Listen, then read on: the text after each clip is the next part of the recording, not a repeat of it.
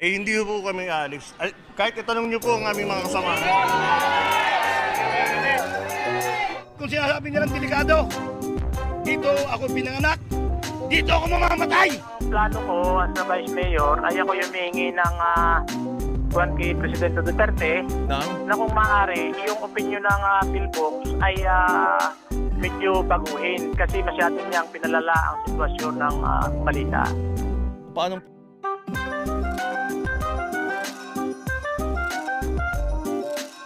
Pinalala ho? Ay masyado niyang sabi niya mas malakas ang putok nito kung susunod, nag-iipon lamang. Hindi, paano nga ako sumabog? Ay wala, hindi. Bakit? Bakit nasabi niya? Siya kay Diyos. Hindi ho. Fish cages dyan. Ang fish cages yan, regular na. Anong regular? Kaya na nga din, sabihin hindi nakakain ng tilapia. Oo. Ay mali naman yun. Ang tilapia nga, ngayon buhay ang tilapia. Ibig sabihin, yun yung tilapia na buhay pag kinain ng tao, mamamatay. Totoo naman yun, safety. Ay ngayon hanggang kailan? Ay paano kung hindi pumutok? Paano masabi? Paano kung hindi pumutok? Paano niya maibabalik yung danyos na sinabi niya na mas malakas ang putok? Ay di natakot ang tao. Nito nga putok na ito, lahat ng tao ay natakot. Ay ngayon sasabihin pa niyang lalakas pa uli ang putok.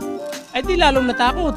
Parang hindi mo sila kinukumbinsing.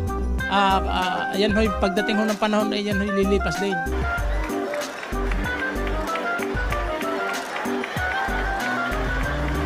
Ito yung palaksin balik nila, malinis na.